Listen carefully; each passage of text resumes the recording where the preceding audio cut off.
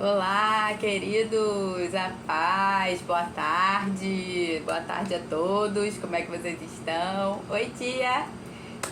Gente, minha tia é muito apta, ela é maravilhosa. Bateu online, ela tá dentro. Eficiência total. Beijo, tia, te amo. Vamos lá, hoje dia 26 de outubro. Dia lindo que o Senhor preparou para nós, aleluia. 26 de outubro, Provérbios 26. Oi, mami. Mami, tu já perdeu o posto, ó, de primeiro pra minha tia. Minha tia tá chegando primeiro todo dia aqui. Ai, ai. Como é bom ser cercado de pessoas que te amam, que honram você. Louvado seja Deus pela vida de vocês. Amo vocês demais. Daqui a pouco a Dinda tá entrando aí. Mamãe, titia, irmãs, Dinda, sobrinha. Aleluia. Deus é muito bom. Que essa mensagem seja multiplicada e avance para mais e mais pessoas, em nome de Jesus. E vamos começar, que hoje tem coisa, Aleluia. Bebe água aí. Vou beber bastante água. Ai, que vou precisar hoje da voz. E vamos lá. Pega papel e caneta aí. Provérbios 26. Abre sua Bíblia. E bora lá começar. Provérbios 26, versículo 1. Como a neve no verão e como a chuva no tempo da colheita, assim a honra não fica bem a um tolo. Ou seja, assim como não é coerente ter neve no verão e chuva no tempo da colheita, também não é coerente a honra ser dada a um tolo, né? É incoerente, como a gente tem falado aqui repetidamente, quase todos os dias, e a gente vai ver um versículo falando a respeito disso repetidamente. A honra, ela é uma resposta, ela é uma consequência, ela é uma colheita. Ela não é algo em que você pede, ela não é algo que você possa exigir de alguém. É algo que é uma resposta de alguém a você ou de você para alguém. A palavra honrar significa, basicamente, você dar ao outro aquilo que é dele por direito, né? Dar a ele o que é devido a ele. Em Romanos 13, 7, a gente vai ver essa definição, só que em uma escala maior, que diz assim: deem a cada um o que lhe é devido. Jesus falando, né? A quem tributo, tributo. A quem imposto, imposto. A quem respeito, respeito. A quem honra, honra. Então, não é a todo mundo que você deve tributo. Não é a todo mundo que você deve honra. Não é a todo mundo que você deve respeito. Cada um vai receber de acordo com aquilo que lhe é devido.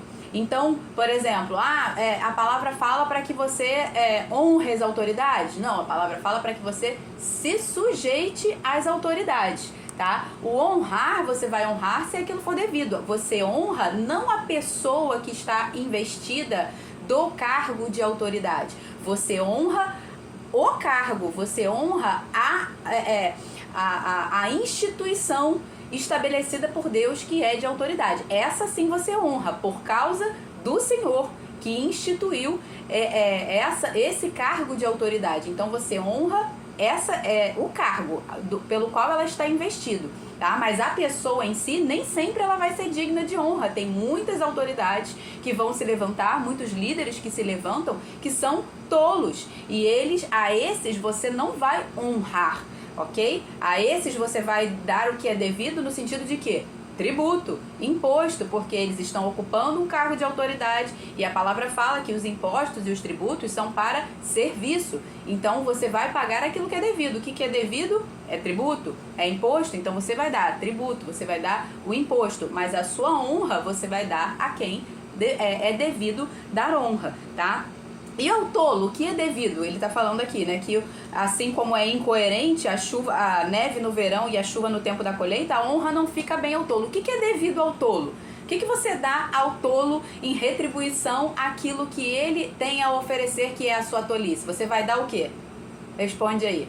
Provavelmente você talvez tenha recebido que você vai dar ao tolo a tolice. Não, você não pode dar ao tolo a tolice. Porque se você der ao tolo a tolice, você vai estar se igualando a ele, como está lá, que a gente vai ver aqui mais à frente, mas eu já vou ler aqui, no versículo 4 e no versículo 5, tá? Eu vou pular o 2 e o 3 aqui, só porque é o mesmo, é praticamente um complemento, que diz assim: não responda ao insensato, ao tolo, com igual insensatez, pois você se igualará a ele.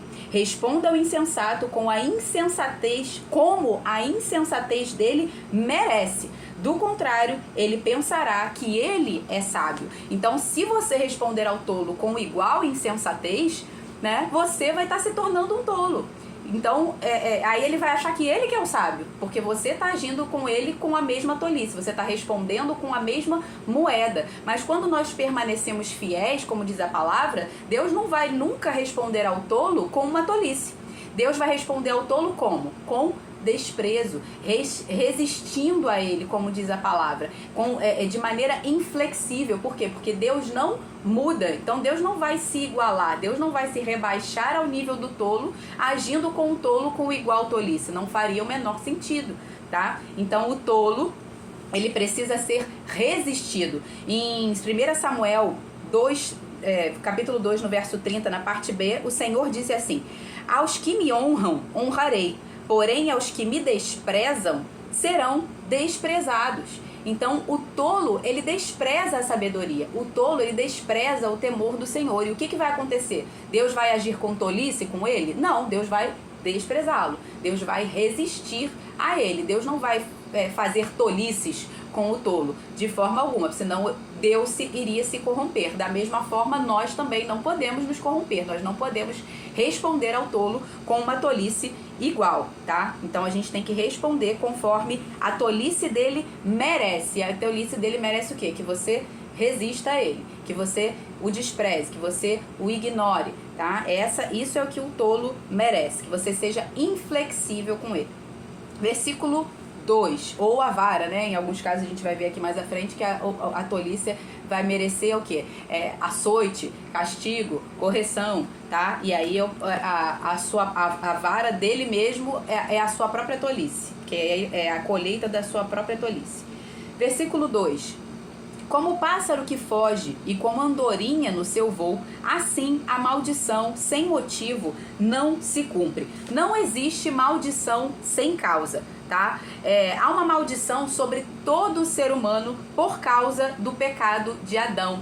Adão e Eva, o primeiro homem e a primeira mulher, eles pecaram pela desobediência. E por causa desse pecado, aos homens, a todos nós que somos descendentes deles, viemos a partir deles, a maldição do pecado foi estabelecida a todos os homens por causa do pecado de um só.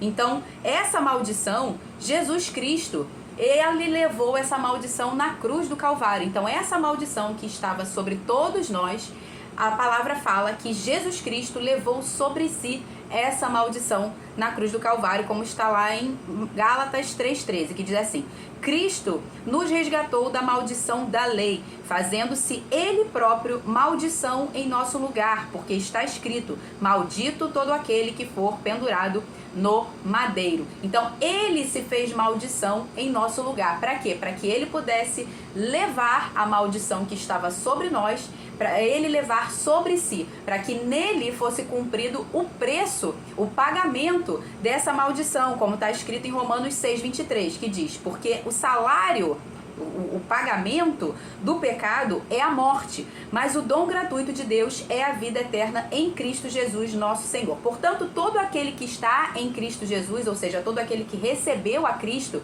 como Senhor, o único Senhor e Salvador da sua vida, aquele que reconhece que Jesus Cristo é o Filho de Deus, o enviado de Deus, se arrepende genuinamente dos seus pecados e crê que Jesus é o nosso único Deus, crê de todo o seu coração que Jesus é o nosso único Deus e o único Senhor, esse não está mais debaixo da maldição da lei por causa do pecado. Esses que creram em Cristo já não estão mais debaixo dessa maldição. Por quê? Porque creram que o que Jesus fez no nosso lugar foi justamente para levar a nossa maldição. Então aqueles que não creram ainda estão debaixo dessa maldição da lei e do pecado, né? Que é a maldição de que você é praticamente escravo do pecado, ou praticamente não, você é escravo do pecado. Você não se dá conta de que você está vivendo aquilo ali porque você ainda é um escravo, você ainda não foi liberto por Cristo Jesus, você ainda não recebeu a liberdade que só há em Cristo Jesus, tá? E aí você talvez pode perguntar, mas por que aqueles que estão em Cristo ainda morrem no corpo? Se a maldição do pecado também é a morte, fisicamente falando, por que que aqueles que estão em Cristo ainda morrem no corpo, apesar do Espírito ainda permanecer? Porque a palavra fala que a morte é o último inimigo a ser vencido. E porque o nosso corpo, por conta do pecado, ele foi corrompido. Ele entrou em corrupção por causa do pecado. Então o último inimigo a ser vencido será a morte. E o nosso corpo será glorificado com a segunda vinda de Cristo. O nosso corpo físico, ele será glorificado, ele será revestido de incorruptibilidade, já que ele foi corrompido pelo pecado. Então esse corpo não poderá ser aproveitado da forma como está. Ele será glorificado, ele será revestido novamente de incorruptibilidade como ele era antes do pecado, porque o Senhor não nos fez para morrer na carne. Essa não era a vontade de Deus para nós. Por isso que a morte para nós ainda é algo que a gente sente dor, que a gente sofre, que a gente se entristece. Por quê? Porque essa não era a vontade do Senhor. Não era a vontade original de Deus que a gente morresse. A morte entrou no mundo por causa do pecado. E isso tudo que eu estou explicando para vocês está lá em 1 Coríntios, no capítulo 15, verso 21 a 26 e 50 a 57. Eu vou ler aqui, apesar de ser bastante coisa, vou ler aqui rapidamente no modo 2x. Mas de fato Cristo ressuscitou dentre os mortos, sendo ele as primícias dos que dormem, né? Os que dormem na Bíblia é sempre os que morrem. Visto que a morte veio por um homem, também por um homem veio a ressurreição dos mortos. Esse homem por qual veio a morte, Adão, e o homem pelo qual veio a ressurreição dos mortos é Jesus. Porque assim como em Adão todos morrem, assim também todos serão vivificados em Cristo, cada um, porém, na sua ordem. Cristo, as primícias, depois os que são de Cristo na sua vinda. Então todos aqueles que são de Cristo, que receberam a Cristo como Senhor e Salvador, também serão vivificados, serão ressuscitados aqueles que já morreram e serão vivificados, serão glorificados aqueles que não vão passar pela segunda morte, tá? Cada um, porém, na sua ordem. Cristo as primícias, depois os que são de Cristo na sua vinda. E então virá o fim, quando ele entregar o reino ao Deus e Pai, quando houver destruído todo o principado, bem como toda a potestade e poder, porque é necessário que ele reine até que tenha posto todos os inimigos debaixo dos seus pés. O último inimigo a ser destruído é a morte. Aí, no verso 50, ele continua falando sobre a questão da ressurreição do corpo e a glorificação. Com isto, quero dizer, irmãos, que a carne e o sangue não podem herdar o reino de Deus, nem a corrupção herdar a incorrupção. Ou seja, o nosso corpo, na forma como ele está hoje, corrompido pelo pecado, ele não pode herdar o reino de Deus, tá? Por isso que o último inimigo a ser vencido é a morte, e o nosso corpo precisa ser glorificado.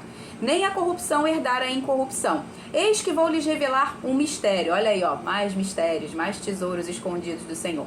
Eis que vou lhes revelar um mistério. Nem todos dormiremos. Esse dormiremos aqui é morrer no corpo, tá? Porque quando Cristo voltar, ele vai encontrar alguns vivos. Então, nem todos vão passar pela segunda morte. Aqueles que estiverem vivos, a geração que estiver viva no momento em que Jesus voltar, ele não vai passar, essa geração não vai passar pela morte do corpo. Nem todos dormiremos, mas todos seremos transformados. Ou seja, você pode não morrer, mas você vai ter que ter o seu corpo glorificado. No momento, num abrir e fechar de olhos, ao ressoar da última trombeta, a trombeta soará, os mortos ressuscitarão incorruptíveis e nós, Paulo se referiu a nós porque ele não sabia se Jesus voltaria ainda no seu tempo, tá? Então nós aqui hoje se refere a nós agora, porque se Jesus voltar hoje, nós não passaremos pela segunda morte, nós seremos glorificados, teremos o nosso corpo transformado, mas aqueles que morreram serão ressuscitados. A trombeta soará, os mortos ressuscitarão incorruptíveis e nós seremos transformados. Porque é necessário que este corpo corruptível se revista de incorruptibilidade e que o corpo mortal se revista da imortalidade. Por causa do pecado, nosso corpo se tornou mortal. E quando este corpo corruptível se revestir da incorruptibilidade e o que é mortal se revestir da imortalidade, então se cumprirá a palavra que está escrita. Qual é a palavra? Qual é a profecia? Tragada foi a morte pela vitória. Onde está, ó morte, a sua vitória? Onde está, ó morte, o seu aguilhão, a sua recompensa? Então, esse é o último inimigo a ser vencido. Ela, nesse momento, será vencida. O aguilhão da morte, a recompensa, o pagamento da morte é o pecado. E a força do pecado é a lei. Graças a Deus que nos dá a vitória por meio de nosso Senhor Jesus Cristo. Então, em Cristo, nós já somos mais do que vencedores, porque por Ele, através dele, nós já vencemos. Porque se Ele disse que a morte é o último inimigo, a morte é o último inimigo a ser vencido, e que Ele já venceu a morte, então é fato, nós já recebemos isso. Se Ele falou, já é fato, a gente pode crer que é a verdade, tá? Então, Então, se você está em Cristo, não há mais nenhuma condenação sobre você, não há mais a maldição do pecado. Então, aqui ele está falando que a maldição sem motivo não se cumpre. Aqueles que estão em Cristo, a maldição não está mais sobre ele. Porém, aqueles que não estão em Cristo, ainda pesa sobre eles a maldição da lei, a maldição do pecado, tá? Mas para nós que cremos em Cristo Jesus, não existe mais nenhuma condenação sobre a nossa vida. Aleluia, como está em Romanos 8, 1 e 2, que diz: Agora, pois, nenhuma condenação há para os que estão em Cristo Jesus, porque a lei do Espírito da vida em Cristo Jesus te livrou da lei do pecado e da morte. Então a gente está operando sobre nós não mais a lei de Moisés, não mais a lei que veio por causa do pecado. O que está operando em nós agora é a lei da vida, a lei do Espírito Santo é o que está sobre nós. E essa lei em Cristo Jesus nos livrou da morte e do pecado. Amém?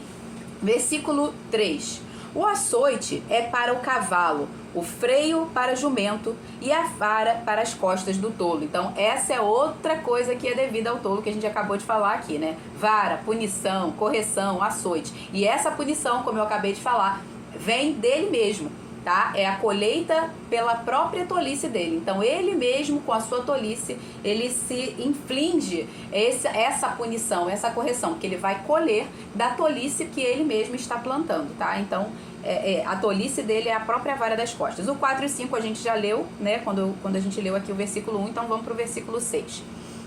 6 e 7.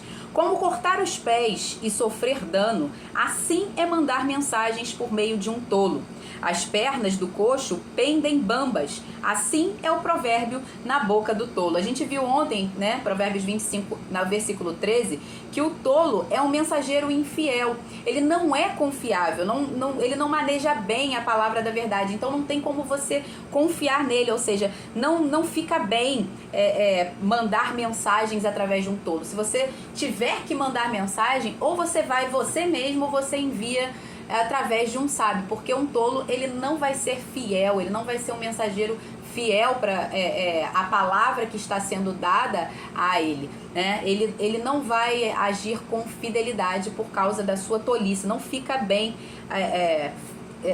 o provérbio, né? A sabedoria na boca do tolo, para ele é uma coisa assim meio que incoerente, não cabe muito, entendeu? Dá quase que nojinho, sabe como é que é? Versículo 8. Como amarrar a pedra na funda, assim é dar honra ao tolo. Na versão NVT está escrito assim: honrar o tolo é tão insensato quanto amarrar uma pedra na tiradeira, no estilingue, né? Um estilingue, você não pode amarrar a pedra no estilingue, né? A pedra tem que ficar solta, você puxa para poder a pedra ir. Se você amarra a pedra não vai, né? Então, da mesma forma, isso é tão, como é que eu vou dizer assim? É tão absurdo quanto você amarrar a pedra na tiradeira. Até porque mesmo se você honrasse, da mesma forma como você amarra a pedra na tiradeira, se você tentasse lançar a honra, o que ia acontecer? Ela vai voltar para você, porque não cabe a ele. Não faz sentido honrar a tolice, tá? Não é essa a resposta que é devida a ele. Versículo 9. Como o espinho que entra na mão de um bêbado, assim é o provérbio na boca dos tolos. Ou seja, é desconfortável para ele. Ele não fica numa posição confortável, não convém a sabedoria ao tolo. É algo incoerente, é como a água e óleo, entendeu? Não se mistura. Enquanto não houver arrependimento, reconhecimento de pecado e temor do Senhor para que ele se ajuste e passe a andar em sabedoria, o tolo... ele vai viver dessa forma, ele vai desprezar a si mesmo, ele vai desprezar a sabedoria. Versículo 10. Como um flecheiro que fere a todos, assim é o que contrata os tolos e os primeiros que passam. Na versão VFL diz assim: como um arqueiro que atira ao acaso, a esmo, assim é quem dá emprego ao insensato ou alguém que não conhece. Isso é errar no recrutamento e seleção, né? Imagina, você faz parte do RH de uma empresa, o processo de recrutamento e seleção de uma empresa é com você, e aí você vai lá e recruta a esmo, assim, o primeiro que aparece na sua frente, o primeiro tolo que aparece na sua frente, você vai lá e contrata. O que vai acontecer? Vai dar ruim, não vai dar bom, não tem como. Então isso é errar no recrutamento e seleção. Mas, e isso eu tô falando de uma empresa, né, de um empresário. Ele tá falando aqui com relação a contratar alguém para algum tipo de serviço. Isso vai causar prejuízo, vai causar dano, mas não é de todo, vamos dizer assim, não é algo que é eterno, não é um prejuízo que você não possa sanar, né? Quando você contrata um tolo e depois você vai descobrir, aquilo vai começar a dar problema, por mais prejuízo que você tem a possibilidade de ir lá e demiti-lo, né? Vai ter prejuízo, vai ter dano, ok, mas você pode demiti-lo. Agora, há prejuízos piores de erros de recrutamento e seleção, que é o quê? Por exemplo, um erro gravíssimo, um lugar onde você não pode errar de forma alguma no recrutamento e seleção, é uma coisa chamada casamento. Casamento, sim, ele é eterno. Então, esse você não pode errar no recrutamento e seleção, porque se você errar no recrutamento e seleção, não tem como desfazer, porque o Senhor, ele abomina, ele odeia o divórcio, tá? Então, exceto em claras exceções, como diz a palavra, o próprio Senhor Jesus diz que em caso, por exemplo, de traição por relações sexuais ilícitas, nesse caso o divórcio é autorizado, né? E outras raras exceções ali, mas fora isso, o casamento é para sempre. Então, se você errar no recrutamento e seleção, vai dar ruim, não vai dar bom. Ah, mas Camila, mas eu já casei, errei no recrutamento e seleção. Se lascou. Se lascou, agora abana esse carvão aí e você vai ter que investir triplicado em que? Quando o RH erra no recrutamento e seleção, o que ele tem que fazer? Investir em treinamento, desenvolvimento, capacitação. Então você vai ter que trabalhar mais. Você vai ter que investir mais em capacitação, treinamento, desenvolvimento pessoal, inteligência emocional, tanto para você quanto para o seu cônjuge. Então, se você errou no recrutamento e seleção, lamento por você, agora vai trabalhar. Vai trabalhar, investe, vai ter que começar a patrocinar novas amizades, novos lugares, novas pessoas, novos conhecimentos, né, para que o seu cônjuge saia dessa condição de tolice e seja convencido da sua tolice, se arrependa e se volte para a sabedoria. Vai dar mais trabalho, mas você que errou no recrutamento e seleção, não reclame, tá? Não vem com essa de assim, mas igual Adão, mas foi a mulher que tu me deste. Não, Deus não é incompetente, ele não erraria no recrutamento e seleção como a gente erra, tá? Então, ele não é desses. Se fosse ele realmente que tivesse escolhido, ele não teria errado. Tá? Então, se errou, é porque foi você. Ou porque você, quando conheceu o seu cônjuge, estava numa posição de tolice, né? E ainda não havia, porque você atrai aquilo que você é. Então, no momento em que você atraiu o seu cônjuge, pode ter certeza, aquilo que você estava vibrando, a frequência que você estava emitindo ali para atraí-lo ou atraí-la, é porque você estava na mesma frequência. Então, depois você pode ter mudado, pode ter alcançado a sabedoria, pode ter se convertido, recebido a Jesus, aleluia, como Senhor e Salvador da sua vida, e a sua vida mudou. Porém, agora você vai ter que investir no seu cônjuge em treinamento, capacitação, desenvolvimento, tá? Segura firme na mão de Deus e vai. Versículo 11. Como o cão que volta ao seu próprio vômito, assim é o insensato que repete a sua tolice, né? Porque a sabedoria do tolo, ela é como a sabedoria deste mundo que a palavra fala. É a sabedoria que é animal, terrena e demoníaca, ou seja, ele não aprende nem mesmo com os seus próprios erros. Então, assim como o cão que volta para o seu vômito, assim é o tolo, ele vai voltar a fazer a mesma tolice, porque ele não aprende nem com os erros dos outros, nem com os seus próprios erros. Então ele vai voltar e vai fazer a mesma coisa e de novo, e de novo, e de novo, repetidamente, tá? Fica parecendo, ontem eu fui dormir ontem 3h30 da manhã, e aí quando eu já tava acabando, aí me veio a alusão disso.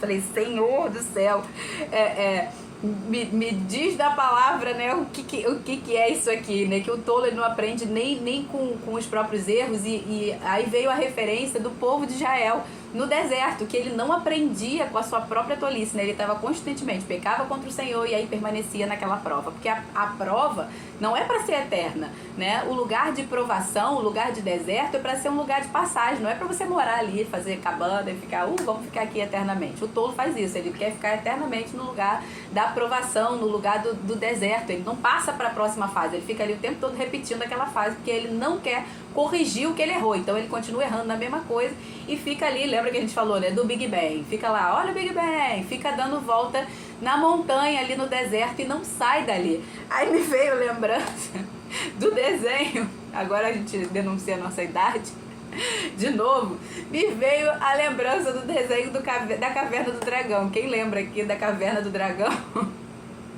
Que na Caverna do Dragão, né, aqueles meninos, aquelas crianças, crianças não, né, aqueles jovens ali, eles vão para um parque, o início da Caverna do Dragão é o quê? Eles vão para um parque de diversões, e nesse parque de diversões eles entram num brinquedo chamado Caverna do Dragão.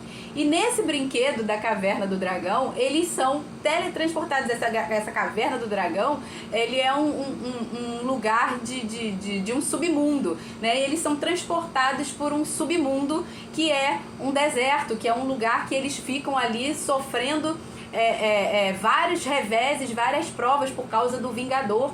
E eles ficam tentando sair dali e nunca conseguem, eles ficam sempre ali esperando qual vai ser a próxima dica ali do mestre dos magos para sair daquele lugar, daquele deserto. E eles nunca saem dali, eles nunca aprendem o que eles precisam aprender e eles nunca saem daquele lugar. Então continuam ali sendo tentados pelo Vingador o tempo todo, e a única pessoa que eles confiam, que não é muito confiável, porque sempre some quando eles mais precisam e não dá as informações que deveria, é o mestre dos magos. E aí me veio essa lembrança e eu falei, gente, eu tô rindo, mas é de nervoso. E me veio essa lembrança, né, porque a mesma coisa é o tolo. A palavra fala, como a gente viu em Provérbios 10:23, que é um divertimento para o tolo praticar a tolice. Então o tolo, ele entra na tolice como que por diversão.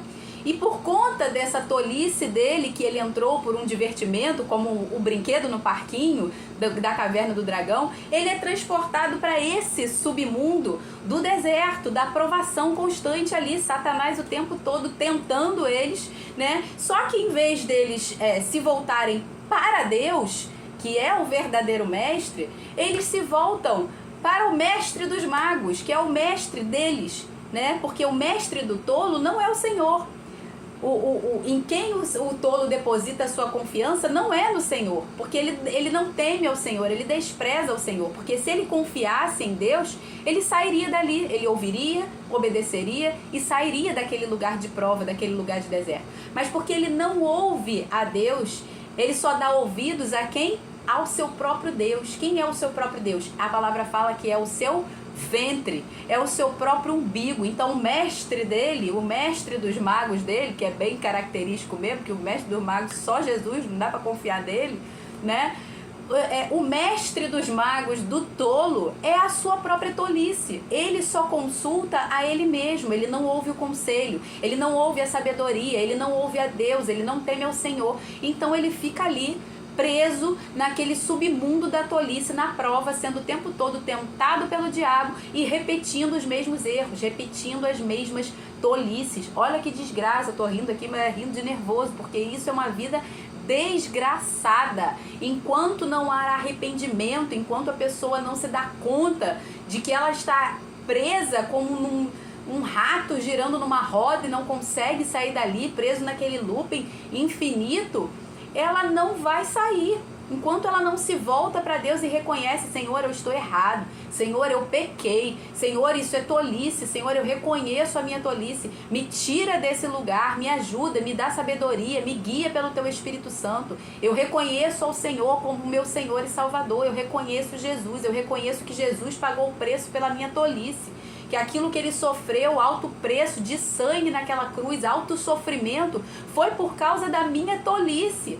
Enquanto ele não reconhece isso, enquanto ele continua se achando sábio aos seus próprios olhos, porque o tolo se acha sábio aos seus próprios olhos, e ele é o mestre dele mesmo, enquanto isso acontecer, ele não sai desse lugar.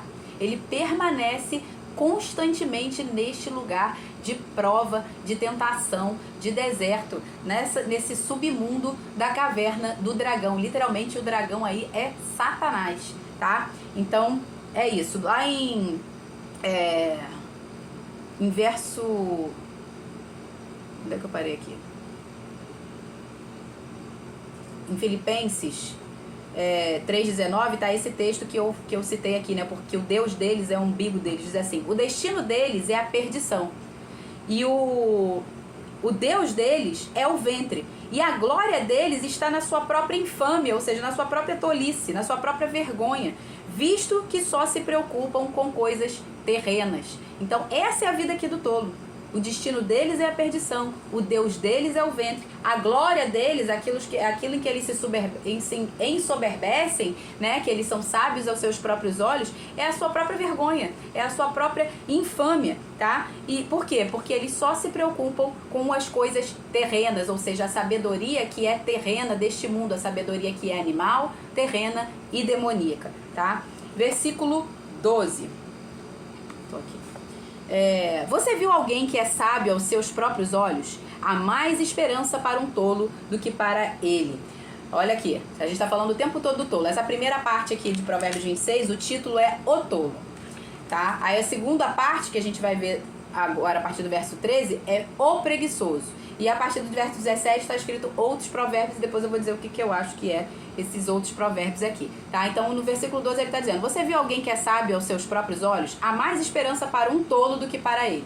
Ou seja, existem pessoas que não necessariamente são intituladas como tolo, mas elas se acham sábias aos seus próprios olhos. Em Deuteronômio 19, verso 15, na parte B, diz assim: pelo depoimento de 2 ou 3 testemunhas se estabelecerá um fato. Então você não pode declarar por você mesmo que você é sábio. Você não pode ser sábio aos seus próprios olhos sem que haja outros que testifiquem esse fato. Sem que haja pelo menos, não só você, mas mais um ou mais pessoas que testemunhem isso, de que você de fato é sábio. Então não dá pra você dizer que você é sábio por causa da sua cabeça, por causa de que você se acha, né, sábio a seus próprios olhos. Não faça isso. Não faça isso. Nossa, que horror. Assassinei o português. Não faça isso, tá? A menos que você esteja profetizando por fé. Aí beleza, né? Senhor, eu sou sábio, em nome de Jesus eu recebo a sabedoria. Aí beleza, tá profetizando por fé, tá liberado, tá? Mas é uma insensatez maior até do que a tolice você se achar sábio aos seus próprios olhos. Mas há um outro testemunho, porque... Aí você pensa assim: Camila, então outras pessoas vão ter que dizer que eu sou sábio. Sim, outras pessoas. Esse é o testemunho dos homens, tá? Apesar de Jesus falar que ele não aceitava o testemunho dos homens. Então aquilo que ele declarava a respeito dele mesmo, como a gente vai ver ali, ele tinha outro testemunho que não era o testemunho dos homens. Ele tinha um testemunho que ia além do testemunho dos homens. Então há esse outro testemunho que valida um fato, que é o testemunho de quem? O testemunho da palavra de Deus. O testemunho do Espírito Santo, o testemunho do próprio Deus a nosso respeito, tá? Isso a gente vai ver lá em João, no capítulo 5, verso 31, 32, 36b e 37, onde Jesus diz assim: quando faço declarações a respeito de mim mesmo, o meu testemunho não é válido. Ou seja, Jesus falando aqui, se ele mesmo está falando que se ele faz declarações a respeito dele mesmo, por ele sozinho, o testemunho dele não é válido, quanto mais o meu e o seu, tá? Então, por favor, o próprio Jesus aqui está falando, tá? Porém, há outro que testifica a meu respeito, ou seja, não é ele sozinho que está dando testemunho dele mesmo. Há outro que testifica a respeito de mim mesmo. Porém, há outro que testifica a meu respeito. E sei que é verdadeiro o testemunho que ele dá de mim. Aqui ele estava falando do testemunho de João Batista. Mas aí na sequência ele vai falar que ele não aceita, porque eu não vou ler porque o texto vai ficar muito extenso. Aí na sequência ele fala que ele não aceita o testemunho de homens, ou seja, ainda que João Batista também testificasse a respeito dele, ele não aceitou o testemunho de João Batista, porque ele aceitou um testemunho que ia além do de João Batista, que estava acima do de João Batista. E aí ele continua: porque as obras que o meu Pai me confiou para que eu as realizasse, essas eu faço, e elas testemunham a meu respeito, de que o Pai me enviou. O Pai que me enviou, esse mesmo é que tem dado testemunho de mim. Então, quando ele fazia as mesmas obras que Deus mandava ele fazer, e você vai ver Jesus o tempo todo falando assim: eu só faço aquilo que vejo meu Pai fazer, eu só falo aquilo que meu Pai falou. Então, ele era obediente, ele era fiel, íntegro em tudo. Então, quando ele se portava dessa forma, o fato dele ser assim, a própria palavra, o próprio Deus estava testificando a respeito dele. Por quê? Porque ele estava em linha, ele estava de acordo com aquilo que a palavra de Deus dizia, de acordo com aquilo que as profecias revelaram a respeito dele. Por isso que todas as profecias se cumpriram, né? E ainda tem algumas que vão se cumprir com a sua volta, mas tudo que foi devido se cumprir enquanto ele estava aqui encarnado entre nós, tudo se cumpriu.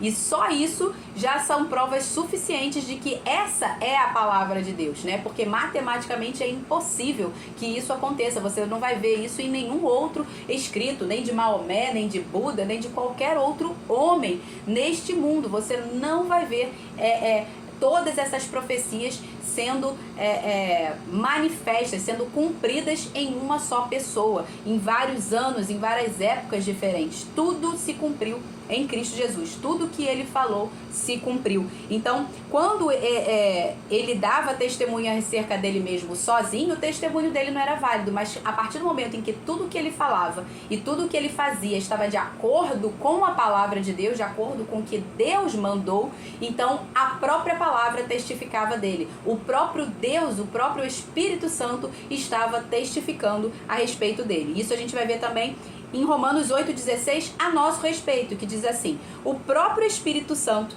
testifica com o nosso espírito de que nós somos filhos de Deus. Como é que eu sei que eu sou filha de Deus? É só porque eu acho que eu sou filha de Deus? Não, porque eu sei o que a palavra diz. Eu sei que eu estou obedecendo aquilo que Deus mandou, que é o quê? Crê no Senhor Jesus, arrependei-vos e crede no Senhor Jesus Cristo, e será salvo tu e a tua casa. Então eu sei que eu me tornei filho de Deus por causa do que a palavra diz e porque eu estou em linha, eu estou ajustada, alinhado com aquilo que Deus diz, crendo da forma com que a palavra nos manda crer e obedecendo aquilo que a palavra nos manda acerca de Cristo Jesus, acerca do que fazer com Cristo, né? Como a palavra fala, que farei de Jesus chamado Cristo. Então, quando a gente entende isso e quando a gente obedece conforme está ali, crendo no que a palavra nos disse, então o próprio Espírito Santo testifica a nosso respeito de que de fato nós somos filhos de Deus, tá?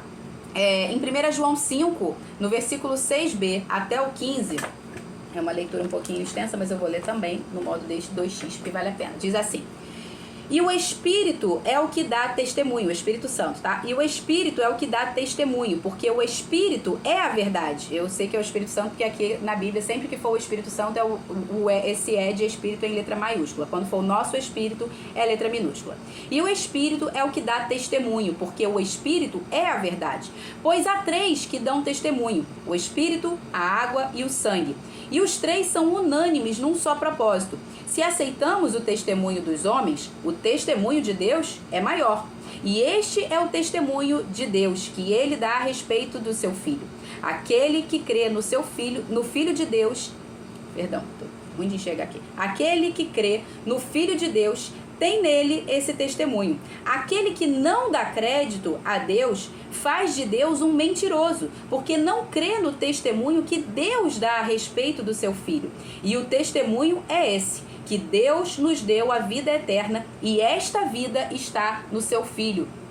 Quem tem o Filho tem a vida. Quem não tem o Filho de Deus não tem a vida em si. Então, nós sabemos que temos a vida de Deus, nós temos a vida eterna, nós estamos salvos, nós somos filhos de Deus. Por quê? Porque nós temos o Filho, nós recebemos o Filho. Aquele que não recebeu o Filho, aquele que não tem o Filho, não tem a vida. A palavra fala que ninguém vai ao Pai a não ser por Cristo Jesus. A gente já falou aqui, né, do engano de Satanás em dizer que todos os caminhos levam a Deus. Não, só há um caminho que leva a Deus, que é uma pessoa, que é Cristo, ok? Esse é o caminho que leva a Deus segundo a palavra de Deus. Nenhuma religião, nem evangélico, nem católico, nenhuma religião no mundo, no planeta, vai levar você a Cristo.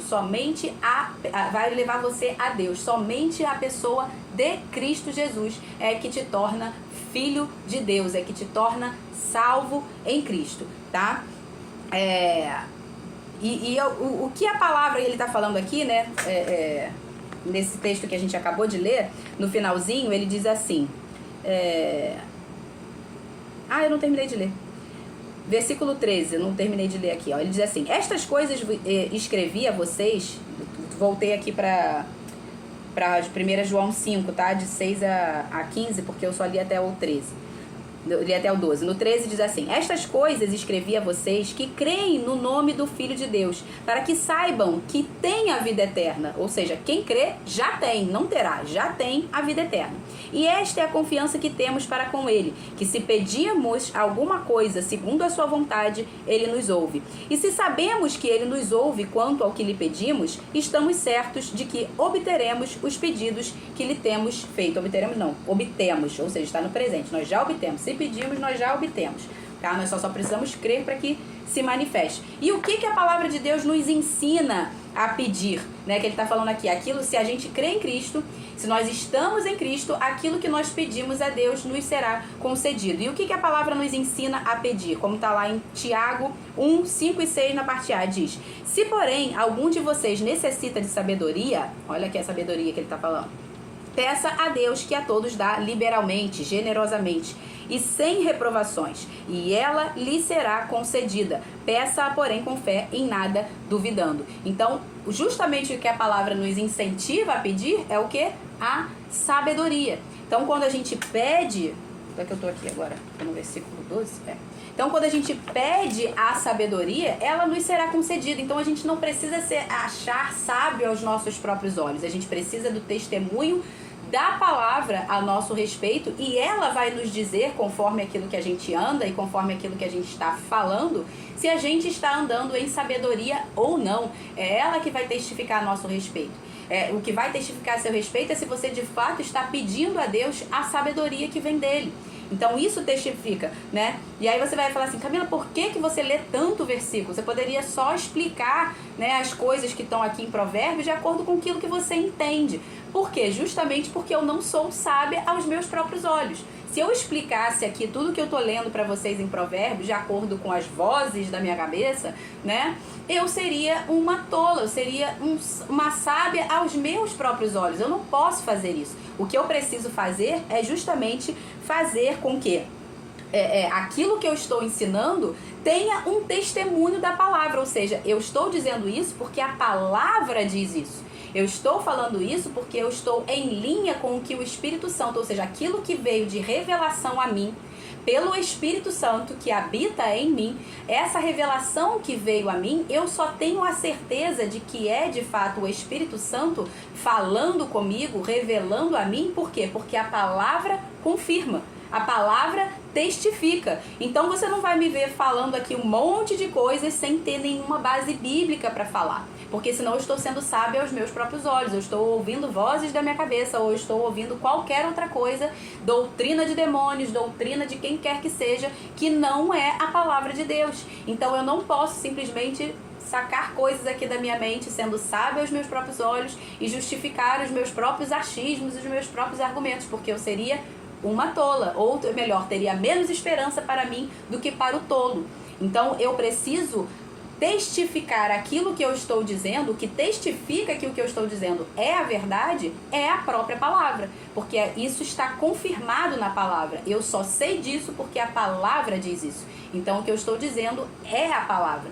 Então a sabedoria que está sendo testificada daquilo que eu falo, ela está baseada não em mim, não vem de mim, é dom de Deus e vem da própria palavra. Então eu só estou transmitindo, eu só estou sendo um canal, está saindo da palavra pela minha boca, entende? Eu estou lendo e testificando aquilo que Deus já disse, tá? Então eu seria uma tola se eu fizesse isso. Quando vem essa revelação, eu preciso comprovar, o que está acontecendo comigo? Então quando veio na minha mente essa questão, né, da caverna do dragão, que eu falei no versículo anterior, falei, Senhor, mas onde está isso na palavra de Deus? E aí veio justamente o povo no deserto, né? Veio aquela situação do povo do deserto. E aí eu falei, meu Deus do céu, faz todo sentido, né? Era uma forma de fazer, de fazer as pessoas entenderem, porém tem base bíblica, o contexto é bíblico, que foi exatamente o que acontecia com o povo no deserto, e o povo morreu no deserto. Eles não viram a promessa, apesar de Deus ter prometido, né? Então quando você vê o povo cantando, quem tem promessa de Deus não morre, não, morre, a palavra diz que morre. O povo no deserto tinha promessa de entrar, Deus havia prometido que eles iriam entrar na terra prometida, mas eles morreram pela incredulidade. Então não basta você ter a promessa, toda promessa ela é condicional, tá? Não basta você ter a promessa, é preciso crer naquele que prometeu, que ele é fiel para cumprir, senão você vai morrer sem ver a promessa, você vai permanecer no deserto.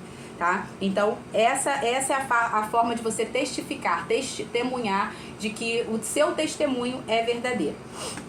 Versículo 13 a 16, agora é a parte do preguiçoso. O preguiçoso diz, um leão está a caminho, um leão está no meio da rua. Ou seja, o leão ainda está lá longe e ele anuncia o problema, mas ele não dá uma solução para o problema. Ele não toma nenhuma medida para se precaver. Ele só anuncia o problema. Ó, tá dando ruim aqui, isso aqui tá acontecendo, mas ele não mete a mão para solucionar.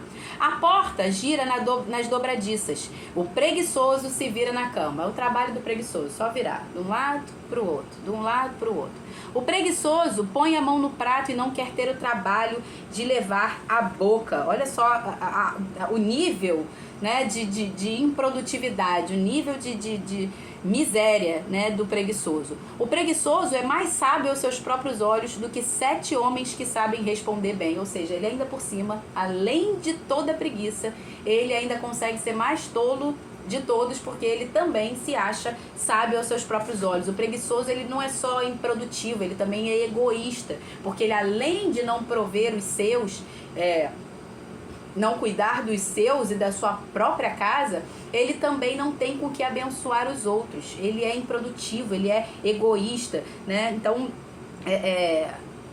onde é que eu botei aqui? Ele em vez de enfrentar os problemas, ele está sempre dando desculpa. E quem é bom em desculpa, já dizia um bom goiano, quem é bom em dar desculpa não é bom em mais nada, tá? Então, o preguiçoso é isso, ele vai estar sempre dando desculpa. Ah, não, mas eu não fiz por causa disso. Ah, mas eu não sabia, mas eu achei que... Ah, mas é porque eu pensei. Ele está sempre nos achismos, ele sempre achou alguma coisa, ele sempre pensou alguma coisa, mas ele nunca vai meter a mão para ir lá, ser proativo e fazer o que precisa ser feito, tá? Para prevenir a calamidade, para tentar resolver o problema antes que a calamidade chegue. Então, é isso, né? Versículo 17 a 19. Quem se mete na discussão dos outros, agora essa parte aqui é a fase dos outros provérbios. E eu intitulei aqui esses outros provérbios, né, como os provérbios dos falsos, dos invejosos, dos bajuladores, dos intrometidos, dos fofoqueiros, dos sonsos, dos difamadores, dos maldizentes. É aqui que você vai ver todo esse balaio junto, que formam o mesmo tipo de gente, que tá tudo no final das contas enquadrado na mesma casinha do tolo, tá? Outros provérbios. Quem se mete na discussão dos outros é como aquele que pega pelas orelhas um cão que vai passando, como um louco que lança fogo, flechas e morte. Assim é aquele que engana o seu próximo e diz: fiz por brincadeira. Olha só, como você já provavelmente já deve ter visto isso, né? Alguém que tudo que ele vai falar, ele toca o terror na vida dos outros, a sementinha do mal, e aí quando dá ruim ele fala assim: mas eu tava brincando, não, mas eu não sabia, não, mas foi sem querer, não, mas não é bem isso que eu queria dizer. Esse aí, ele é a sementinha do mal, né? Então, você vai ver isso aqui. E aqui eu quero fazer um alerta com relação a nós, pais, porque isso começa na infância. Tá? Se você não retira da criança a tolice, que já é o natural ali da carne contaminada pelo pecado, você a criança vai levar isso para a sua vida adulta. Então, desde pequenininho, desde a infância, a gente precisa ensinar os nossos filhos uma questão chamada autorresponsabilidade. A pessoa que tem esse tipo de conduta, ela faz o que ela quer e bem entende, faz tudo de errado, depois ela diz assim: foi por brincadeira. Ela é uma pessoa que não tem autorresponsabilidade, ela é uma irresponsável. Ela nunca vai assumir a responsabilidade, a culpa, as consequências graves daquilo que ela faz. Então ela quer sempre contar uma historinha para justificar aquilo que ela fez. Não, mas foi brincadeira. E acaba que se a gente não corrige isso nos nossos filhos, e às vezes nós, como pais, validamos esse tipo de comportamento nos nossos filhos. Como? Os nossos filhos fazem alguma coisa de errado, vamos lá, o filho bateu, a minha filha foi lá e bateu no coleguinha. Aí eu vou lá e digo pro coleguinha assim: não foi nada, foi brincadeira, ou então foi sem querer. Nada disso, não foi sem querer. Se você faz isso, você já está validando no seu filho um comportamento autodestrutivo, um comportamento de justificar os seus erros, de amenizar o pecado, de tornar aquilo que é grave como algo irrelevante. Então ele vai adotar um padrão de comportamento, um padrão cognitivo que é de autossabotagem, que é de autodestruição. O tempo todo ele não vai assumir a responsabilidade pela vida dele, ele sempre vai achar que a culpa foi dos outros, que a responsabilidade é do outro, que aquilo que ele fez de errado não tem problema, mas quando são os outros que fazem de errado com ele, aí tem todo o problema. Então a gente precisa não validar esse tipo de comportamento nos nossos filhos. Quando os nossos filhos fazem algo de errado, a gente precisa ser imediato, incisivo em chegar e corrigir, ser pontual. Olha, isso que você fez está errado. E se for necessário uma correção um pouco mais ajustada, você vai lá e faça a correção mais ajustada, discipline, converse, faça aquilo que precisa ser feito para que a criança entenda que aquilo ali não é aceitável. Não é um comportamento responsável. Ela não pode simplesmente contar uma historinha e dizer: não, foi sem querer. Não pode, tá? Isso está errado. Então, e também a gente precisa ser exemplo para os nossos filhos nisso, porque se nós adotamos esse comportamento na nossa vida de se auto-justificar o tempo todo, de: ah, não, mas eu fiz isso porque você fez isso. Ah, mas eu agi assim porque você agiu assado. Ah, mas eu só fiz isso por causa de você. Então, quando a gente adota esse tipo de comportamento, a gente está incutindo na cabeça do nosso filho que a irresponsabilidade é aceitável. Então ela não vai ter responsabilidade pelos seus próprios atos. Lembra que a gente falou? A gente ensina o nosso filho no caminho, não é apenas o caminho. Então, se você errou com o seu filho, ou se você errou com alguém na frente do seu filho, peça perdão. Peça perdão para o seu filho e peça perdão para essa pessoa na frente do seu filho. Corrija para que a pessoa entenda. Isso é autorresponsabilidade. Eu entendo, eu assumo a minha responsabilidade, eu assumo o meu erro. Filho, me perdoe porque eu fiz isso, isso e isso. E isso não é você diminuir a sua autoridade, pelo contrário, o seu filho vai entender que você também está sujeito a erros, assim como ele. Ele não vai achar que é um padrão inatingível, inalcançável, um padrão de perfeição ao qual ele não pode nunca atingir. Fazer isso com seu filho, de achar que você é perfeito ou perfeita, é uma covardia. É uma covardia. Você precisa fazer com que ele entenda que você também erra. E ensinar para ele qual é o jeito certo de se comportar quando erra. Qual é o jeito certo de eu me comportar quando eu erro? Assumindo a responsabilidade. Eu errei. Eu fiz besteira. Eu pequei. Me perdoe. Então, você pede perdão pro seu filho. Você pede perdão na frente do seu filho para a pessoa com quem você errou. Você pede perdão a Deus. Ora diante de Deus pro seu filho entender que aquilo que você fez foi errado.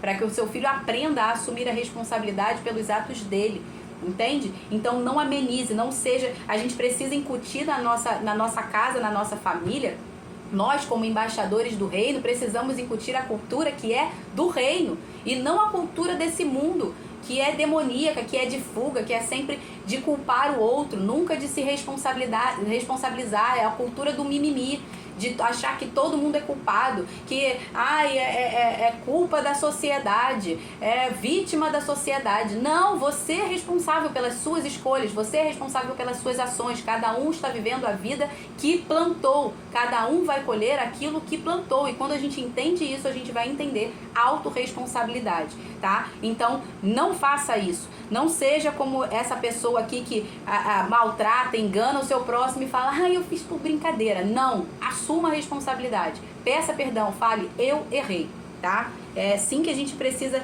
agir. Deixa eu só ver se eu esqueci mais alguma coisa aqui, ó. Isso mesmo. Então, quando a gente faz isso com os nossos filhos, de amenizar, de justificar, a gente está sendo um mensageiro infiel. A gente está adulterando para o nosso filho a mensagem dos princípios da palavra de Deus. Porque com a gente relativiza, mas quando é com o outro a gente julga. Então, não relativize, não seja um adúltero espiritual, não adultere a mensagem da palavra de Deus. Ensine seus filhos desde cedo que nós seremos responsabilizados, nós seremos julgados por cada palavra que sai da nossa boca. Ensine os seus filhos desde cedo que a morte e a vida estão no poder da nossa língua. E se ele utilizar bem, ele vai comer do fruto. Se ele utilizar mal, ele também comerá do fruto do mal que ele praticou, tá? Haverá consequências. Até a PNL, ela descobriu que você pode que você pode desprogramar e reprogramar o seu cérebro com aquilo que você fala. Então, uma mentira repetida, quando você começa a se justificar e contar historinhas para justificar aquilo que você faz, é como se você estivesse contando mentiras para você mesmo. E uma mentira repetida várias vezes, 1000 vezes, como a gente tem a frase do Joseph Goebbels, que foi o propagandista do nazismo, ele fala, uma mentira contada 1000 vezes torna-se verdade, porque a neurociência descobriu isso. Que se você contar uma historinha para você repetidamente, se você ficar repetindo aquilo 1000 vezes, aquilo para você se torna verdade. E é o que a gente está vendo essa geração.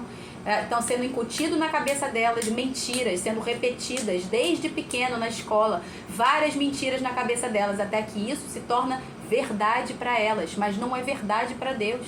Deus é a verdade, seja mentiroso todo homem e Deus verdadeiro. Aquilo que Deus disse é a verdade e isso não vai mudar. Não importa se você contou mentiras para você mesmo. Ou você muda, ou você vai ser julgado no último dia por tudo que você fez, tudo que você falou e cada mentira que você contou para você mesmo, tá?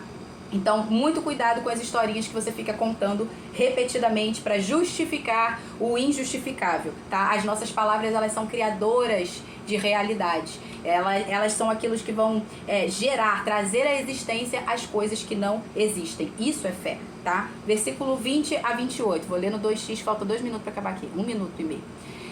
20 a 22. Sem lenha o fogo se apaga, e não havendo difamador cessa a discórdia. O que o carvão é para as brasas e a lenha é para o fogo, o briguento é para acender uma discussão. As palavras do difamador são comida fina, que desce para o mais interior do ventre. Como vaso de barro coberto de prata, assim são os lábios amorosos e o coração mau. Quem odeia dissimula com os lábios, mas no seu íntimo esconde a falsidade. Quando ele vier com palavras suaves, não acredite nele, porque tem 7 abominações no seu coração, ou seja, aquilo que ele fala não está de acordo com o seu coração. Ainda que o seu ódio se encubra com falsidade, a sua maldade será exposta aos olhos de todos. Quem abre uma cova acaba caindo nela, e a pedra rolará sobre quem a pôs em movimento. A língua falsa odeia aqueles a quem engana, e a boca lisonjeira é a causa da ruína. Então, por isso que eu nomeei aqui esse texto como dos falsos, invejosos, bajuladores, intrometidos, fofoqueiros, sonsos, difamadores e maledicentes. Gente, acabou, falta 30 segundos. Beijo pra vocês, não vai dar tempo nem de orar. Deus abençoe. Amanhã, Provérbios 27, no mesmo canal, mesmo horário. Beijo, fiquem com Deus. Até amanhã. Tchau, tchau.